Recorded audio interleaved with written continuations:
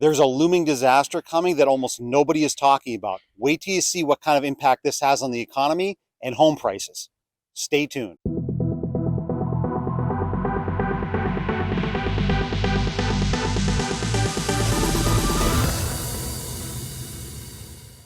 What's going on, my YouTube friends? This is Jerry Abbott, your #1 real estate resource here in Las Vegas. Hey guys, before we dive into the video, a couple of quick things. Number one, if this is your first time on the channel and you want to learn the cold hard facts about the Las Vegas real estate market, then definitely subscribe down below.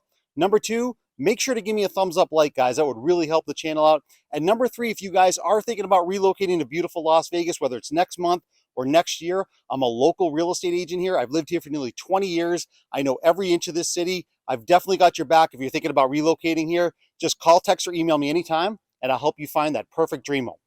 Let's dive into the video. So there's something huge about to happen that could have a major impact on the economy, jobs, and home prices. And I'm about to tell you coming up how this could have a trickle-down effect into the housing market for more meaningful price reductions.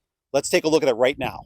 All right, so let's first take a look at this article because this is where the looming disaster is for the U.S. economy. This is the elephant in the room that nobody is really talking about. This article came out a little while ago from Fortune magazine. You can see the headline saying President Biden warns there will be catastrophic consequences if America defaults on its debt, and it's bad if it even comes close. Now, I just want to scroll down here and just read this little gray paragraph that I highlighted for you guys right there. The Treasury Secretary Janet Yellen notified Congress last month that the U.S. Treasury Department has resorted to extraordinary measures to avoid default on the nation's $31.4 trillion borrowing authority. But the extraordinary measures would likely run out and put the U.S. at risk of default sometime around early June. What that basically means, guys, is that we have $31 trillion of debt. And they are now resorting to extraordinary measures to try to curb this. And the way they do that is by usually raising the debt ceiling. This is a classic example of what's happening in the economy.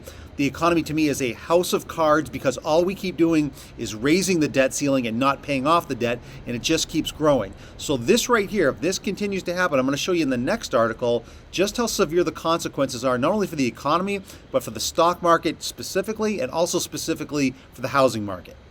All right, so let's follow up that debt ceiling article with this one. Now, this is from the U.S. Department of Treasury website. This gives specific detail what the debt ceiling is and the consequences. So I want to read two paragraphs to you. The first one right here talks about what the actual debt limit is. The debt limit is the total amount of money that the United States government is authorized to borrow to meet its existing legal obligations, including Social Security and Medicare benefits, military salaries, interest on the national debt, tax refunds, and other payments. But more importantly, I want to read this paragraph right here that I highlighted in gray. This is where there can be some serious catastrophic consequences to the U.S. economy. Failing to increase the debt limit would have catastrophic economic consequences. It would cause the government to default on its legal obligations, an unprecedented event in American history that would precipitate another financial crisis and threaten the jobs and savings of everyday Americans, putting the United States right back in a deep economic hole just as the country is recovering from the recession. Now that is pretty scary information, guys, when the U.S. Department of Treasury website is saying that. All right, let me break this down into simple terms just to show you how crazy the U.S. economy is. The U.S. Department of Treasury website, right here in the paragraph that I just read to you, is basically saying if we do not raise the debt ceiling, we are in big trouble. The entire economy, the stock market, the housing market, everything. So more or less, think about it this way. If you have a credit card, and let's say your credit card limit is $5,000 and you maxed it out, instead of paying off that debt like all of us consumers have to do, you ask your bank to say, hey, you know what? I want a $10,000 credit limit instead of $5,000, and the bank raises it from $5,000 to $10,000, and you just keep borrowing and you just keep spending, but you never pay it back. You just keep going back to the bank and you keep asking for higher and higher debt limits. Think about that. As consumers, that's preposterous. None of us could do that, but the U.S. government gets to do that.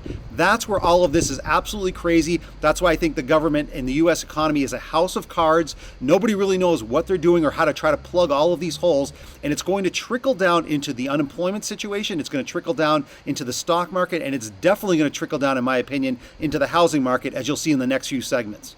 All right, so let's drill down specifically now into the housing market. Now, this article just came out from the popular real estate website Redfin. I want to show you guys a couple things on it. You can see, obviously, the headline talks about how home prices fell 3% in March, the biggest annual drop in over a decade. Now, if we scroll down just a little bit here, take a look at this chart. Right where I'm moving the arrow there, that's about March of 2020, right at the start of the pandemic, and look what happens. everything just spikes all the way up. And now look at the flip side. Everything is pretty much falling off a cliff. Now, if we scroll down here, there's a lot of information in this article, but I just want you guys to take a look at a few key points here. Take a look right here. Median sales price here, okay? Let me scroll it down a little bit. Median sales price, $400,000, down 3.3%. That's the first time in over a decade we've had that much of a drop off.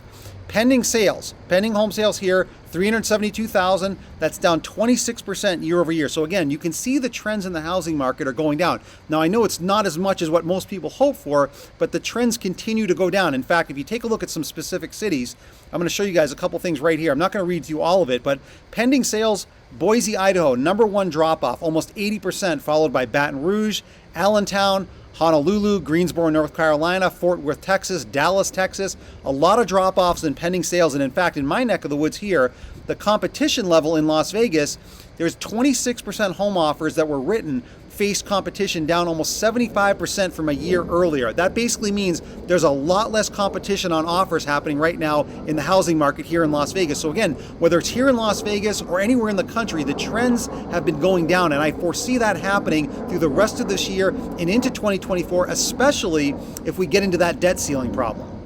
All right, so in the next couple of segments, I want to show you guys a few specific examples here in Las Vegas between new construction home builders and resale homes, just to give you an idea as to what's happening trend-wise here in Las Vegas specifically. Now let's take a look at this website here. This is from Toll Brothers. Now they're a popular builder nationwide, especially here in Vegas. I want you to take a look at this little headline right here next to my picture where it says 5% annual 30-year fixed rate, limited time only on select quick move-in homes. Now, here's what a lot of people don't realize. A year ago, you were lucky to ever see that written into a website.